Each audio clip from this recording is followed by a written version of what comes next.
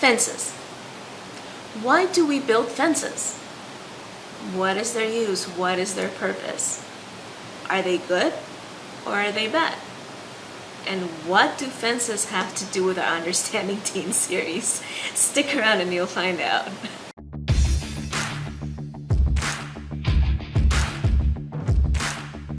Hi, I am Marcy Amaro, and I am here to give you the strategies, tools, and tactics that you need to empower you to build and design a family and a life that are set for success. And we are on video number 5 of our 6-video series on Understanding Teens. And I started by talking about fences.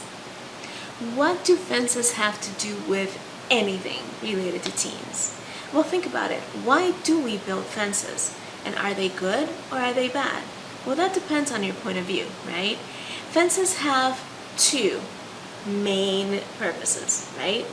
They keep unwanted stuff out and they keep wanted stuff in. That is the main purpose of fences. We build fences so that we can delineate spaces, so that we can allow inside that space what we want in, and so that we can keep out what we don't want to come into that space. Is that a good or a bad thing? Well, that depends.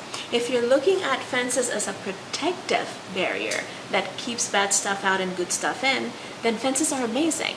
But if you're looking at fences as limitations, and you're looking at fences as restrictions, then suddenly those fences don't feel so good, do they? So fences are the metaphor we're going to use today to talk about boundaries and why boundaries are so important, especially during the teenage years. See, in our interaction with kids and with teens, fences also serve 2 purposes.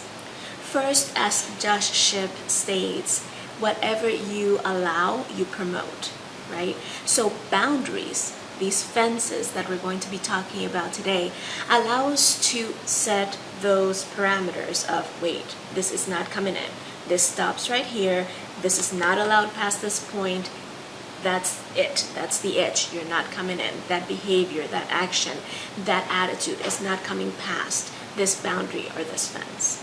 But also, as Dr. Daniel Siegel suggests, boundaries help establish what is considered a safe harbor, which is something that all of us need. Teens in particular need to know that they have a safe harbor that they can turn to when they need support, when they need assistance. So those boundaries do both of those things. They keep out the things that we don't want to be part of our environment and our lives, but they also allow the space inside to remain safe so that when you need support, when you need assistance, when you need a space where you feel secure, you have a set place that you can go to that you know it's protected from all those negative outside forces. Now, there are 2 things that we really need to make clear about boundaries. And it has to do with what the teen's job is in reference to boundaries and what our job is in reference to boundaries. Now, as you have probably guessed, the teen's job is to test boundaries. They need to test those boundaries because they need to test how far they can go.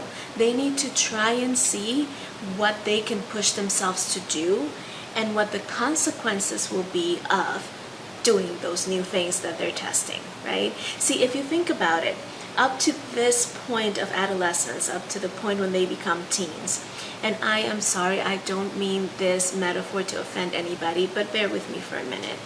Kids are like puppy dogs that we have on a leash, right? Little kids we tend to have really under our control, and we determine where they go, when they come back, how they dress, everything that happens with them we control. So in that sense, our kids are like that puppy dog that's on a leash, right? We still control how far they can go, how short the leash is, how much room they have to move and maneuver. But as they start moving into adolescence, it's like trying to train that dog to be off leash. So the dog is going to test how far they can go before they get pulled back. They're going to try to go outside of the perimeter that has been established until the owner signals or calls them back or lets them know in some way that they have gone too far, right? So moving into adolescence, our teens are going to start trying to test, and they need to test how far they can go, how far outside of the previous perimeter. They can venture without being pulled back, without getting negative consequences.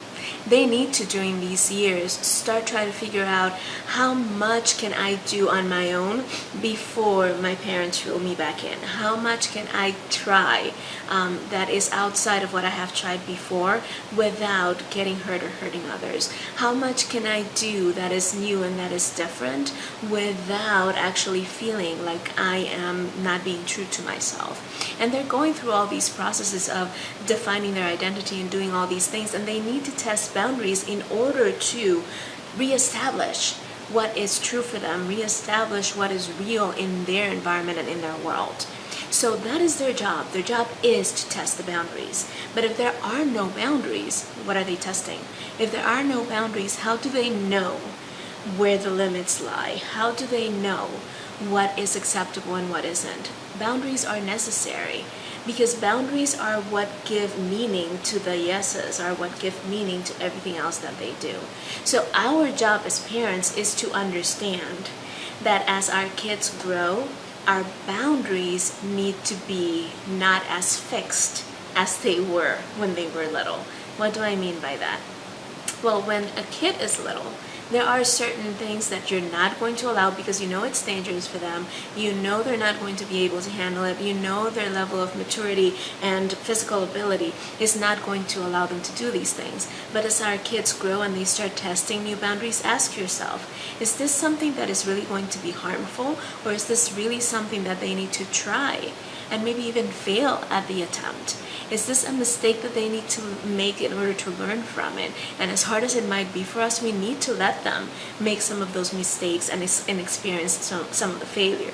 So we need to start redefining as they progress what boundaries are movable and what boundaries need to remain fixed. What things are we willing to give a little room in so that they can experience and test new things, and what things are we going to remain firm on and not let them move past, right? So we need to reestablish these things. Now we need to also understand that the greatest cause of resistance in terms of teens and boundaries is feeling that they are being limited and closed off, and that they're not being allowed to do what they need to do, and feeling that these boundaries are either arbitrary or unfair. Kids typically and teens typically resist boundaries when they feel that they're either arbitrary, that they came out of nowhere, that there's no reason or no sense behind them, or that they are unfair or archaic, like they don't really meet the world where it's at or their needs, or that they don't really give them space to grow and do what they need to do. So how do we fix it? What can we do to keep our kids from resisting the boundaries that we know are fixed? And how can we work with them in order to modify those that are movable? The first thing is involve your kids in defining, setting, and reinforcing the boundaries that are going to be set in your family. If a boundary is fixed, if it's not movable, if it's something that you're not willing to give room on, have a conversation with your kid about why that is. As much as possible, try to use metaphors, stories, to help them feel and understand why this boundary is so important, and to help them maybe get the lesson behind what would happen if they moved past that boundary without having to experience the pain. But make sure that you're involving them in the process of determining, okay, these are the boundaries, these are the reasons why, these are the ones that cannot be moved, that we are not going to budge on, and these are the ones that we could have a conversation about, and make sure that in the end they understand why the boundaries are in place, why they're important, and what is that you are maybe willing to negotiate and talk about, and what are some things that are set in stone that you're not going to budge on, and why. For those boundaries that are movable, that are adjustable, make sure that you talk about in the conversation limits. How far are you willing to move it? What will happen if they move past that point? When can maybe you discuss readjusting it? What would they need to prove to you or show to you in the process of retesting this new boundary level in order to get the boundary moved again? And have those conversations in an open and honest manner. For some of our kids, we need to understand that they need to feel really deeply involved in the process of setting and establishing boundaries in order to comply with those boundaries. And one way to do that is to create contracts.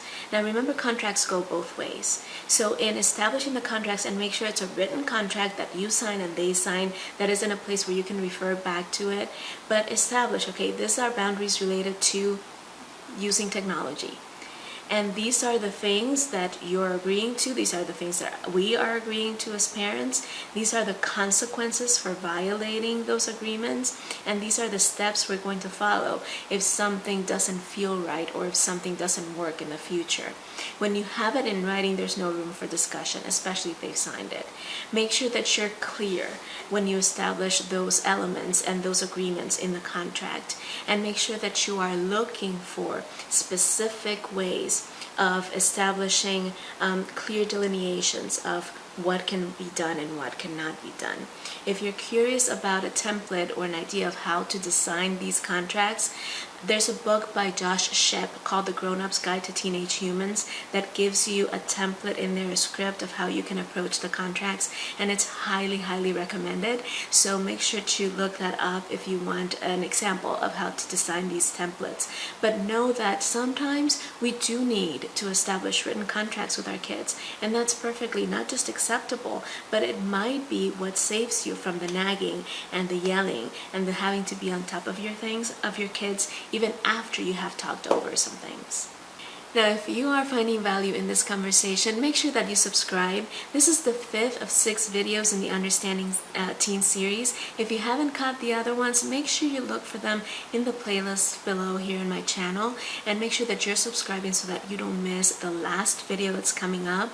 I also come on here every Monday and Wednesday with new tips, strategies, and ideas to help you design families and lives that are set for success. So make sure you subscribe so you don't miss any of the content. So finally, as we are looking at boundaries, how to work with boundaries in a way that is conducive to helping kids understand why they're important and to be cooperative with them, make sure that you're engaging your kids, not just in a conversation about what the boundaries are and why they're in place, but about what potential consequences could come from stepping outside of the boundaries, so that they are part of the process of determining consequences that not only seem appropriate to the potential breaking of boundary or the potential breaking of the contract, but also so that they can understand truly ahead of time what will happen if they choose not to follow some of the structures that are set in place. Again, remember, boundaries can be either good or bad, just like fences, depending on how they're framed and how they're presented. If they are set as tools that we use to create safe spaces and safe harbors in which everybody can feel welcome and where they can come for support when they need it, then they're amazing things. But if we use them just to limit and restrict, then they start feeling like prison bars instead of tools for success and for helping one another. I hope this has been helpful. If it has, please comment below and let me know. What struggles have you had with setting boundaries in the past? Do you struggle with maybe saying no at some points? Do you struggle with keeping up with consequences or getting your kids to fully understand what you mean when you establish certain boundaries? Let me know so that we can address it in future videos. And as always, share this content with someone that you think might find it useful. Thank you for your time. I am Marcia Amaro, and I will see you on video 6 of the Understanding Teens series.